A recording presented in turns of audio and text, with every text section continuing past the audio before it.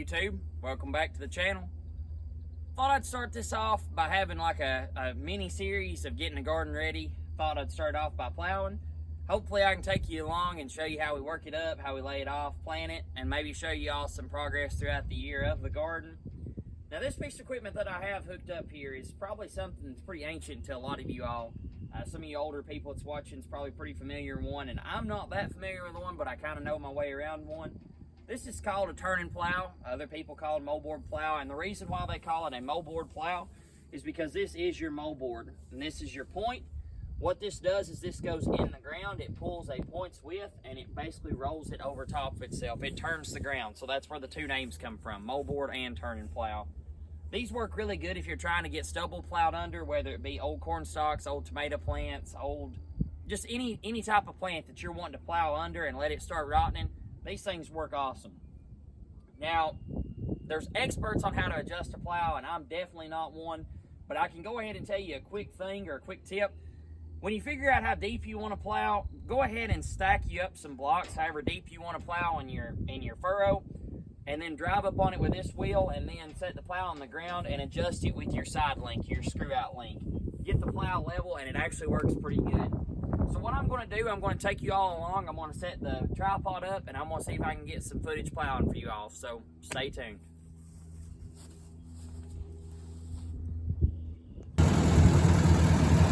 Alright, I've got that much of it plowed up. I think I'm going to maybe make one more pass out through there. I wanted to go just a little bit longer on this side because I want to put some corn and beans up here. So, but this side we'll just plow to normal length. And I'll show you how it turns everything over. Now, if you've got your plow set pretty right, you really don't even need a sway bar. But, like I said, I'm not really the best, so I'll just go ahead and put one on it. Tractors also have something too called draft control, and what that does is whenever the plow starts going down and it starts bogging down the tractor, it's supposed to lift up the plow, but sadly I think the draft control is broke on this tractor, or it's not working properly anyways. So I kind of have to keep my hand on 3-point to kind of work it a little, so we'll see how it goes here.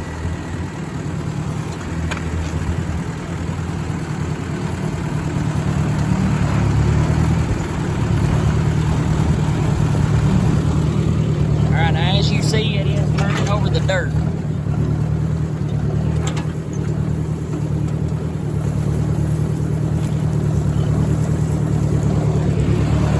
Going to get a little different here where it's not been plowed before, so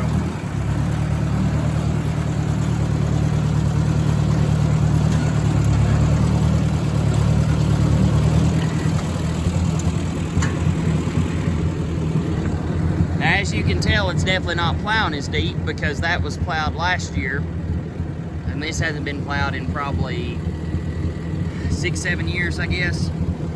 You'll hear people talk about a plow pan or a hard pan, and a lot of times whenever you plow something year after year after year after year, it starts getting that hard pan in it, which means it's kind of harder for roots to grow through. And then that's when you need to come through with like a subsoiler or something to break that up.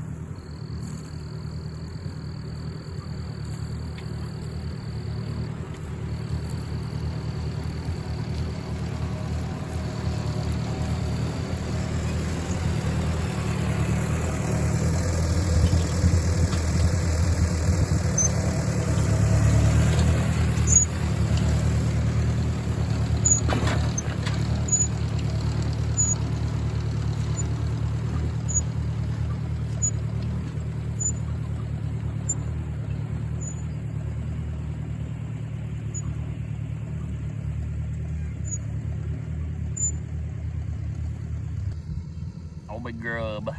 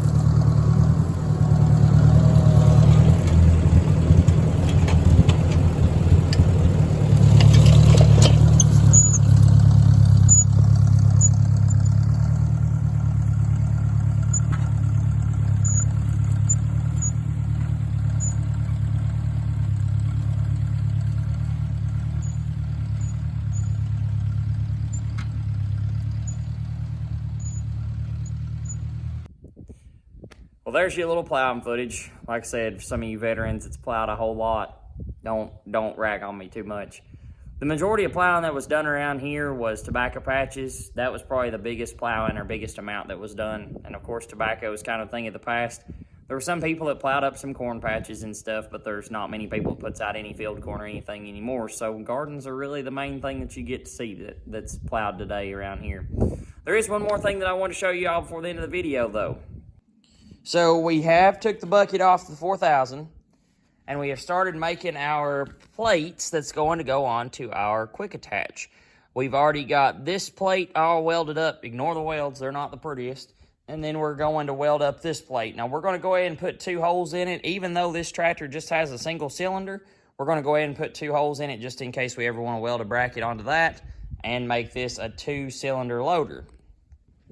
Now the real question is going to be, is this tractor going to be able to handle this? I really can't tell you. I know it weighs about 800 pounds, I think, just the rig itself, and then whatever 10 bales is, say for instance they're 40 pounds a piece, that's 400, so that'd be 1,200 pounds that this tractor would be picking up. I hope that the loader will handle it.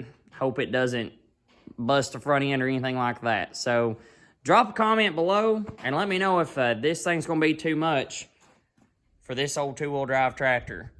But stay tuned. Like I said, we're going to see if we can maybe get all this together. Like I said, I wanted to film some footage putting this stuff together, but we kind of just done it spur of the moment. So we'll see if we can't get some footage of actually welding on our skid steer plate here.